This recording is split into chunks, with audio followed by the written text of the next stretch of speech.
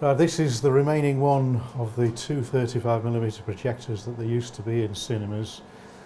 The original reels were 20 minutes long, about this sort of size, but when safety film came along, they gradually realised they could join all the reels together on one long spool, which we've got over here on a separate carrier. So that is the entire feature film on one reel, and it feeds through via these various rollers through the one remaining machine, back again out to the bottom and onto the bottom spool of that carrier. And once we set it going, it should just run till the end. There we are. Right.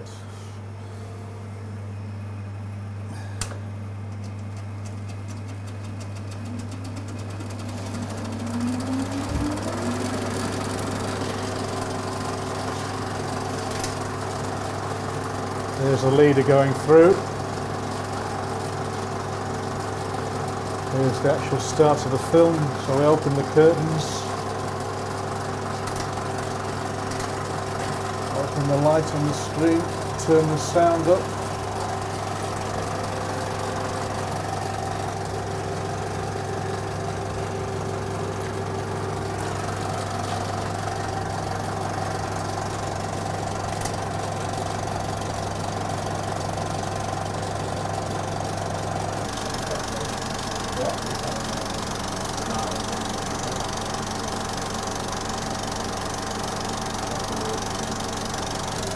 You can see into the light source here if it interests you.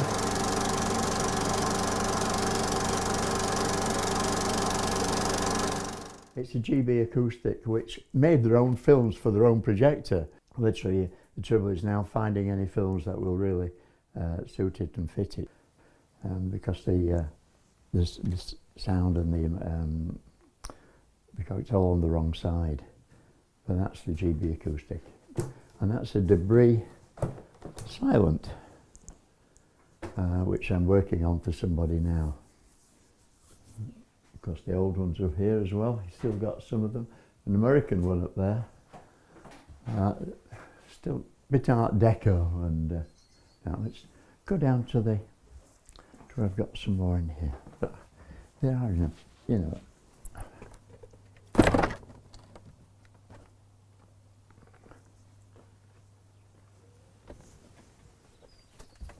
You can't really show it anymore now. That's a Debris. Sounds a lovely thing. I've got an elf at the back, and but it isn't the collection that I had, because I have downsized it quite a lot.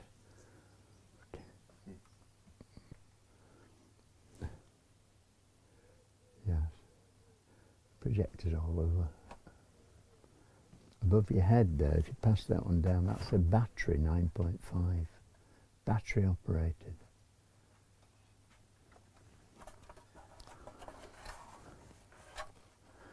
You can take it portable, put some batteries in it and show you 9.5. Do you have any hand crank? Oh yes, they're upstairs in where you saw the in the loft, but it's not really practical to see them up there now. You've seen the 35mm one. Yeah. That's yeah. Okay. But, no, inside here is full of 35mm, full of 16mm. Well, this is my film collection, part of it. I keep the bulk of the collection at another place where I have, and because I've over 4,000 features and I've just not the room here, I could do with a bigger building. I have a bigger building where I live, but the wife will not let me use it because she knows I'll just fill it full of films. So I'm limited to what I can do. But when I sell a few, I fetch a few back from where I keep them from. Like I said, I've got 4,000 features, as you can see. These are all archive stuff, shorts. I've all shorts here, two-reelers. There's projectors everywhere. I tend to use the L because they're pretty simple, but I do like the Bell & Howell. The Bell & Howell are a much better machine in my opinion, because the Bell & Howell had 3 claws where these have only got 2. So the Bell & Howell's a lot better with splicey film. All the trouble is with Elf, if Elf had put a sprocket at the bottom instead of putting it at the back end, and made it 3 claw, because Bellinowell has a sprocket there and a sprocket at the bottom, but Elf put one there and one at the back. But if Elf had put one at the top and bottom like Bellinowell did, and made them 3 claw like Bellinowell did, there'd have been nothing to touch these. They'd have been the bee's knees, but they didn't. They just modified them differently. But if I was showing a film to some friends, and I thought a lot about my friends, and they wanted to watch a musical like Glenn Miller's Story or Eddie Duchin's Story or Showboat or something with a lot of good music in it, I would show it on this one here. This is a Debris what my dad bought, brand new. Over 60 years ago. This is a 25 watt with a valve amplifier in it. Now the sound out of one of these, if I had 2 identical films, which I know I have, and I showed one on this one, and I showed one on an Elf or a Bellinowell, and asked the audience which had the nicest sound, everybody, I would guarantee, everybody would pick this, because a sound out of a valve amplifier is much better. But sorry to say this, what's happening with these now, they're going on eBay and they're fetching 30 and 40 quid and that way on, and people's buying them, and what they're doing, the minute they buy them, they're taking the valves out of the back, because these valves in this particular model, not in the grey ones, because they alter the valves in the grey ones, so they're not worth as much, but the valves in the black one, they're fetching anything on eBay from 140 to £220 each, and they're making valve amplifiers for people what play guitars, because it's a much better sound. All these up here, these are all valves what I've just been talking about now. There's a bag full of them here. These are what people's talking about now. You know, what's worth probably 100 quid, 150 quid. I must have 400 or 500 of valves. I can sell them any time I want. You know, you can put one of these on if you look on eBay and you write a particular number in, you can find it on eBay. You'll see they're selling for well over £100. So all these films what's here is what my dad shot of us when we was kids in 60s and 70s, all on Kodachrome tube with just a basic 16mm camera, no zoom facility on it or anything like that. It used 50 foot of film. You used to buy the film, process paid, and send it to Switzerland, and they developed the film. There's probably about 6 or 7 hours of film, long before video come into the scene. All these films here, these are the first ones I ever bought, like Kindle Awakes, Home and Away, Jack Warner, Kathleen Harrison, Miracle of the Bells, The Huggett Family Holiday Camp. These are all my trailers, what I like, because I like all my trailers. I've got colour trailers, the latest ones. I've got the black and white trailers here with Showboat, with Footlight Parade and Gold Diggers of 1933. I've got all the British transport films. All this is archive stuff of the Mersey Tunnel being built in 1935, Bellevue, Manchester, when it was a theme park and all that carry on, with all the fairground rides and the big dance halls. This is all archive stuff. All that section there are all cartoons. All these are mostly odd trailers that I've not spliced up. These are very, very rare, what I'm collecting now. These are jukebox musicals, these. I've got probably about 15 20 hours of these. These are like what you would do, you would go to a jukebox and you would put a coin in the jukebox, and you pick your tune what you wanted, whether it was Come Outside or whichever film you wanted, whichever one you wanted to watch, and it would play the music. But while it was playing the music, it would actually show it on a screen, so you could be dancing, and the people who were singing the song would actually be on film. These are very, very, very rare. These are all my shorts. What I like the Charlie Chase, the Leo Howell, the Andy Clyde, the Laurel and Hardy, our gang, the Buster Keatons, and all them. Them's all archive stuff there, which I'll never part with. As well as these archives. So all these over here are all features. Some I watch, some I don't watch, some I can watch at least a dozen times. These are all my features here, which I like: Goldfinger, Summer Holiday, Margaret Rutherford, Thunderbirds, Fireball XL5, Supercar, Coronation Street. These are all the films what I keep. If you notice on this machine, I always put a long leader on, because I like a long leader. Then if there's any problems, it doesn't damage the film, then it damages the leader. Okay, Harry, can you just talk us through your collection today? Right, okay. Well, this is the cinema projector. It's a Philips FP20, taking 6,000 foot reel films and digital sound, Dolby Digital amplifier. This is quite a modern one, and this has come from an ex-cinema in London. And then the other cinemas, projectors, they're on this table here. This is more like a university sort of projector, what they used to show films on in the universities. That's a 9.5, that's one of the very first film projectors, and that's the junior school sort of projector. I also have in here, these are all the very, very early films, the Charlie Chaplin's, the Oh Mother Isles, and there's loads of them in here. The seating are ex-cinema. You can see for the ashtrays, can't you? Ashtrays in the back of the seats, what they used to use. I've still got the actual ash in them. I've not cleaned it out. And then behind there, that's very rare. There's the ice cream girl, which used to come around in the interval selling ice creams, and that's one of the 1945 ice cream holders she used to walk around in, and it was made of wood. And in fact, on the strap, you can see the strap here. On the strap, it's got the names of the girls who used to come round. As their shift started, they used to move the strap up and down to their name to know where to put the ice cream tray.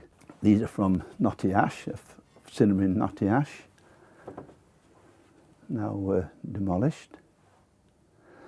And then we have a picture there of that came from London Palladium. That used to be in the foyer as you walked in 1948. These are all the films, a lot of, well, not all of them, but a few of the films, what they had on the, what I have got. That was one of the first Freddy's Dead, one of the first 3D films. All these pop cups are all from the Carry On series.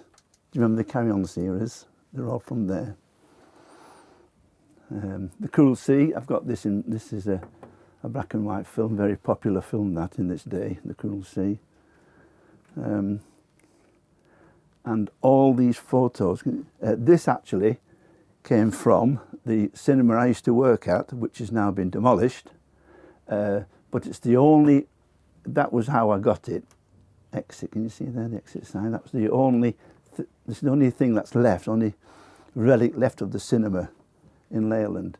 And I've done it up, and how it used to be. So people used to look at that as it was going out to the cinema in the 1950s. It's the only thing left, which I've kept. And then there's the various people who's been around in the cinemas. You can see the snow. And all there. And this was the cinema I worked at in Leyland, which has now been demolished and it's flats now. And that's what it was like when it first opened, the cinema. You can see all the young, that was in 19,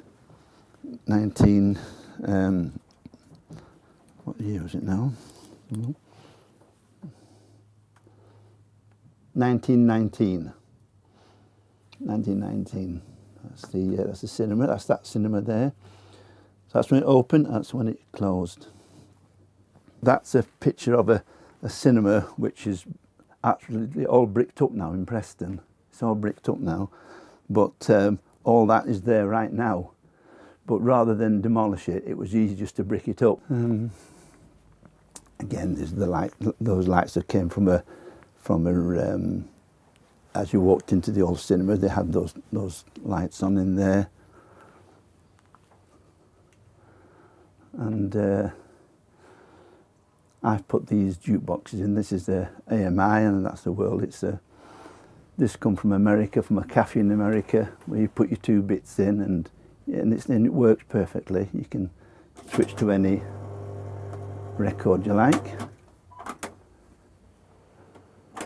And that's a world which does the same thing. There's more projectors under there, as you can see. Those are the very old projectors. silent, there's sound and silent projectors in there.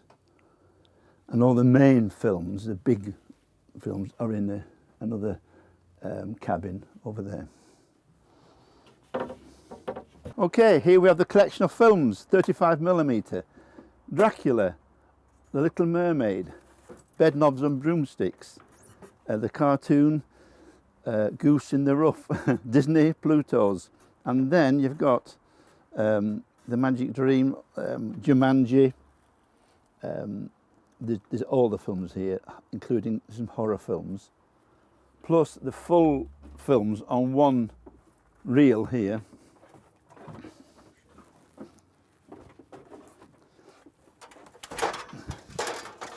Very heavy, but that's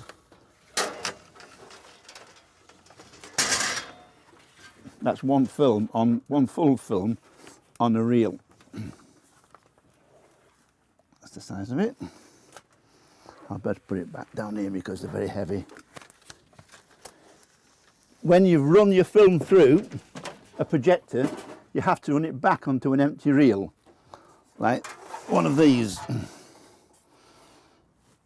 which then I can put onto this machine here and put the big film on there, and then I can run all that film back onto an empty reel. This is used for splicing the film, so that if you have any problems, you can cut the film and splice it. We use tape now, we don't use glue, it's tape. And then you can splice the film to make it one. Or you can cut films down and then put others in to make a program up. There's more films here. Probably about 100,000 feet in it.